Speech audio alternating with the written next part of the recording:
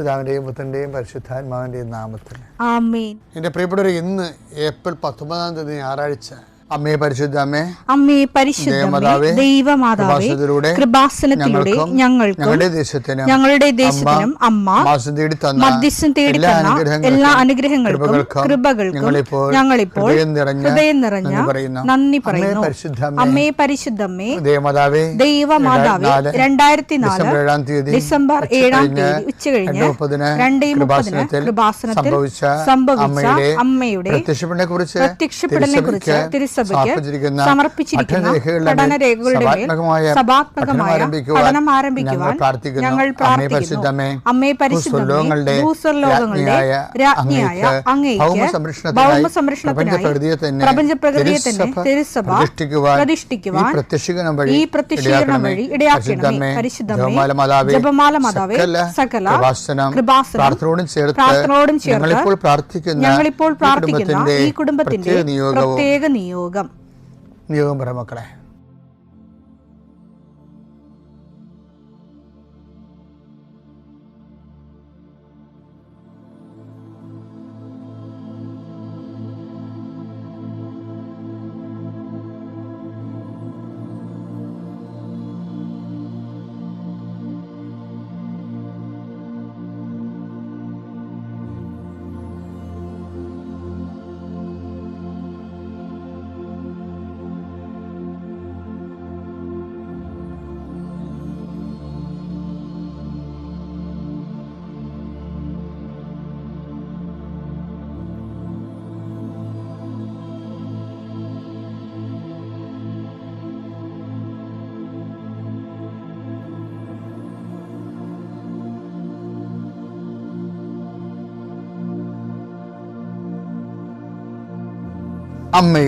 അമ്മയുടെ പ്രത്യക്ഷീകരണത്തിന്റെ ഈ അനുഗ്രഹവേളയിൽ ഞങ്ങൾക്ക് സാധിച്ചു തരുവാൻ കനിയണമേ.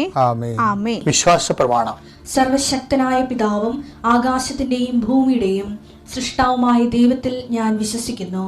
അവിടുത്തെ ഏകപുത്രനും ഞങ്ങളുടെ കർത്താവുമായ ഈശോമിശിഹായിലും ഞാൻ വിശ്വസിക്കുന്നു. ഈ പുത്രൻ പരിശുദ്ധാത്മാവിനാൽ ഗർഭസ്ഥനായി കന്യകാമറിയത്തിൽ നിന്ന് പിറന്ന് പൊന്തിയോസ് പീലാത്തോസിന്റെ കാലത്ത് പീഡകൾ സഹിച്ച് കുരിശിൽ തറയ്ക്കപ്പെട്ട് മരിച്ച് അടക്കപ്പെട്ട് പാതാളങ്ങളിൽ ഇറങ്ങി മരിച്ചവരുടെ ഇടയിൽ നിന്ന് 3-ാം നാൾ ഉയർത്ത് സ്വർഗത്തിലേക്ക് എഴുന്നള്ളി സർവശക്തിയുള്ള പിതാവായ ദൈവത്തിന്റെ വലതുഭാഗത്തിരിക്കുന്നു.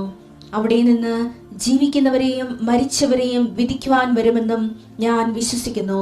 പരിശുദ്ധാത്മാവിലും ഞാൻ വിശ്വസിക്കുന്നു. വിശുദ്ധ കത്തോലിക്കാ സഭയിലും പുണ്യവാന്മാരുടെ ഐക്യത്തിലും പാപങ്ങളുടെ മോചനത്തിലും ശരീരത്തിന്റെ ഉയർപ്പിലും നിത്യമായ ജീവിതത്തിലും ഞാൻ വിശ്വസിക്കുന്നു. ആമേൻ. സുഖസ്ഥനായ ഞങ്ങളുടെ പിതാവേ, അങ്ങയുടെ നാമം പൂജിതമാകണമേ. അങ്ങയുടെ രാജ്യം വരണമേ. അങ്ങയുടെ തിരുമനസ് സ്വർഗത്തിലെ പോലെ ഭൂമിയിലും ആകണമേ. അന്നു വേണ്ടുന്ന ആഹാരം ഇന്ന് ഞങ്ങൾക്ക് തരണമേ. ഞങ്ങളോട് തെറ്റ് ചെയ്യുന്നവരോട് ഞങ്ങൾ ക്ഷമിക്കുന്നത് പോലെ ഞങ്ങളുടെ തെറ്റുകൾ ഞങ്ങളോടും ക്ഷമിക്കണമേ. ഞങ്ങളെ പ്രലോഭനത്തിൽ ഉൾപ്പെടുത്തരുതേ, തിന്മയിൽ ഞങ്ങൾ രക്ഷിക്കണമേ. ആമേൻ. നന്മ നിറഞ്ഞ മറിയമേ, സ്വസ്തി. കർത്താവ് അങ്ങയുടെ കൂടെ സ്ത്രീകളിൽ അങ്ങ് അനുഗ്രഹിക്കപ്പെട്ടവളാകുന്നു. അങ്ങയുടെ ഉദരത്തിൻ ഫലമായി ഈശോ അനുഗ്രഹിക്കപ്പെട്ടവനാകുന്നു. പരിശുദ്ധ മറിയമേ, തമ്പുരാന്റെ അമ്മേ, പാപികളായ ഞങ്ങൾക്ക് വേണ്ടി ഇപ്പോഴും ഞങ്ങളുടെ മരണസമയത്തും തമ്പുരാനോട് അപേക്ഷിക്കണമേ. ആമേൻ. കർത്താവേ, നിന്റെ ഉന്നതമായ നാമത്തിന് സ്തോത്രം ചെയ്യുന്നു. കർത്താവേ, നിന്റെ വിശുദ്ധ പൗരോഹിത്യത്തെ മഹത്വപ്പെടുത്തണമേ. കർത്താവെ, സഭയിലുള്ള സാന്നിധ്യം പ്രകടമാക്കണമേ. 40 വർഷം ഞാൻ അർപ്പിച്ച കൃപാനയുടെ യോഗ്യതയാൽ കൃപാസ്ഥാനത്താറെ ജീവനോടെ പ്രത്യക്ഷപ്പെട്ട പരിശുദ്ധ അമ്മയുടെ മാധ്യസ്ഥത്തിലെ ഞാൻ മക്കളെ ആശീർവദിക്കുന്നു. ഈശോയെ, കടകമ്പോൾ നടത്തുന്നവർ ഓർത്ത് ഞാൻ വേദനിച്ച് പ്രാർത്ഥിക്കുന്നു. കർത്താവെ, കട പൊട്ടിപ്പോകാൻ പോണവരുണ്ട്, കടം കയറി മുടിഞ്ഞവരുണ്ട്, ജപ്തി നടപടി നേരിടുന്നവരുണ്ട്, മക്കളെ ഓർത്ത് വേദനിക്കുന്നവരുണ്ട്, മക്കൾ തെറ്റായ ബന്ധങ്ങൾ അകപ്പെട്ടു പോയവരുണ്ട്, മക്കൾ പല കാര്യം വിളിച്ചു പറഞ്ഞിട്ട് മാതാപിതാക്കന്മാർക്ക് സഹായിക്കാൻ പറ്റാത്ത രീതിയിലായിട്ടുള്ളവരുണ്ട്. എന്ത് ചെയ്യുന്നറിയാൻ പാടില്ല, നട്ടം ചെയ്യുന്നവരുണ്ട്, കേസകപ്പെട്ടവരുണ്ട്, പിരിഞ്ഞു താമസിക്കുന്നവരുണ്ട്, ഐക്യപ്പെട്ട് ജീവിക്കാൻ ആഗ്രഹിക്കുന്നവരുണ്ട്. കർത്താവ്, അവരെല്ലാം എൻ്റെ കർത്താവിൻ്റെ ഉന്നതമായ നാമത്തിൽ, സഭയുടെ അധികാരത്തിൽ, കുരിശിൻ്റെ അടയാളത്തിൽ ദൈവശക്തിയായി ഞാൻ ആശീർവദിക്കുന്നു. കർത്താവെ, മക്കളില്ലാത്തവരുടെ സംഘടന നീ കാണുന്ന കർത്താവെ, പിരിഞ്ഞു താമസിക്കുന്നവരുടെ ഒറ്റപ്പെട്ട് ജീവിക്കുന്നവരുടെയും കർത്താവെ പലരെയും വിളിച്ചുകൊണ്ട് പോകേണ്ടി വരും കർത്താവെ. അവരെ വിളിച്ചുകൊണ്ട് പോകാൻ ഇടയാക്കണ ഈശോയെ. അവർ ജീവിത പങ്കാളി അവരെ നിരാകരിച്ച ജീവിത പങ്കാളികൾക്ക് മനസ്സാന്തരം ഉണ്ടായി അവരെ ഒന്ന് വിളിച്ചുകൊണ്ട് പോകാനോ ഫോൺ വിളിക്കാനോ കർത്താവെ ഇടയാക്കണമെന്ന് പ്രാർത്ഥിക്കുന്നു. ഈശോ ഒന്നും അസാധ്യമില്ലാത്തവനെ, അങ്ങനെ ഒരു നിമിഷത്തെ അഭിഷേകം കിട്ടിയാൽ അങ്ങയുടെ മക്കളെല്ലാം ഐക്യപ്പെട്ട് സ്നേഹപ്പെട്ടുള്ള ഈശോയെ. ഏതെല്ലാം മേഖലകളിലാണ് നിങ്ങൾ വിഷമിക്കുന്നത്, ഏതെല്ലാം വ്യക്തികളെ ഓർത്താണ് നിങ്ങൾ സങ്കടപ്പെടുന്നത്, ഏതെല്ലാം വിഷയം ഓർത്താണ് നിങ്ങൾ സംഭ്രമിക്കപ്പെടുന്നത്, ഭയപ്പെടേണ്ട, ഞാൻ നിൻ്റെ കൂടെ ഉണ്ടാകുന്ന അളിച്ചത് കർത്താവ് ഈ കുരിശിൻ്റെ ശക്തിയാൽ, എൻ്റെ പൗരോഹിത്യത്തിൽ 40 വർഷത്തെ കർത്താവിൻ്റെ ശുശ്രൂഷയുടെ യോഗ്യതയാൽ, സർവോപരി കൃപാസ്ഥാനത്താരെ ജീവനുടെ പ്രത്യക്ഷ മാതാവിൻ്റെ മധ്യസ്ഥ നടന്ന ലക്ഷക്കണക്കിന് പ്രാർത്ഥനകളുടെ ശക്തിയാൽ, പിതാവിൻ്റെയും പുത്രൻ്റെയും പരിശുദ്ധാമത്തിൽ നിങ്ങളുടെ ഇന്നത്തെ ദിവസത്തെ ഈശോ തലങ്ങും വിലങ്ങും ആശീർവദിക്കട്ടെ.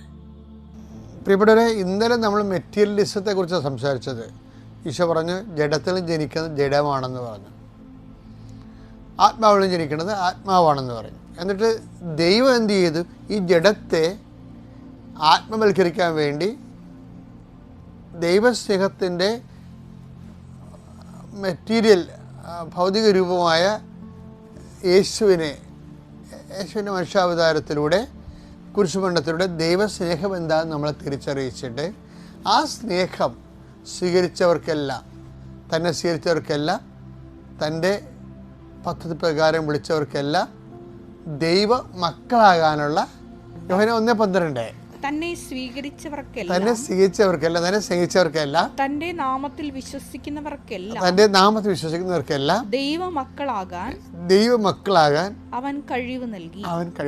അപ്പം എൻ്റെ പ്രശ്നം വെച്ച് കഴിഞ്ഞാൽ മെറ്റീരിയൽ ആയിരിക്കണ ജഡമായിരിക്കുന്ന മനുഷ്യൻ, ആത്മാവായിരിക്കണ ദൈവം. അപ്പം എന്നിട്ട് പറഞ്ഞ് ഇത് തമ്മിൽ ഇൻട്രാക്ട് ചെയ്തില്ല എന്നുണ്ടെങ്കിൽ കർത്താവ് പറഞ്ഞു, നിക്കോഡെമോസ് പറഞ്ഞ പോലെ സംഭവിക്കും. എന്താണ്? ജഡത്തിലും ജനിക്കണ ജഡമായിട്ടേക്ക് ജനിച്ചുകൊണ്ടേ ഇരിക്കും, ആത്മാവിൽ ജനിക്കണം ആത്മാവായിട്ടേക്ക് ജനിച്ചുകൊണ്ടിരിക്കും, തമ്മിൽ ഇൻട്രാക്ട് ചെയ്യത്തില്ല.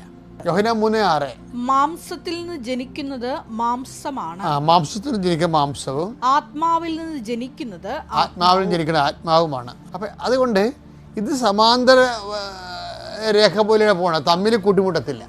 ഇനി തമ്മിൽ കൂട്ടിമുട്ടാൻ വേണ്ടി ദൈവം കണ്ടുപിടിച്ച പദ്ധതി എന്താണ്? ഈ എനർജിയെ അല്ലെങ്കിൽ അതായത് ആത്മാവിനെ മെറ്റീരിയൽ മനുഷ്യരൂപം സ്വീകരിക്കുക. അങ്ങനെ ആത്മാവ് ദൈവം ആത്മാവാണെന്ന് പറഞ്ഞില്ലേ യോഹന്നാൻ 4:24? ദൈവം ആത്മാവാണ്. അപ്പോൾ ദൈവം ആത്മാവാണ്, നമ്മൾ ജഡവുമാണ്. ഇനി ദൈവം എന്താ നമ്മളുമായിട്ട് ഇൻട്രാക്ട് ചെയ്യാൻ വേണ്ടി ചെയ്തിരിക്കുന്നത്? ഈ ആത്മാവ് ജഡത്തെ സ്വീകരിക്കും. അപ്പോൾ ആരാണ് ഉണ്ടായത്? ദൈവപുത്രനുണ്ടായി. അപ്പോൾ ദൈവപുത്രൻ എന്ന് പറയുമ്പോൾ ദൈവത്തിൻ്റെ സ്നേഹത്തിൻ്റെ ഒരു മനുഷ്യാവതാരമാണ്. ഈ മനുഷ്യാവതാരത്തിലൂടെ ദൈവം എക്സ്പ്രസ് ചെയ്തിരിക്കുന്നത് കുരിശുമരണവും. അതാണ് നേരത്തെ പറഞ്ഞത്. എന്താണ്?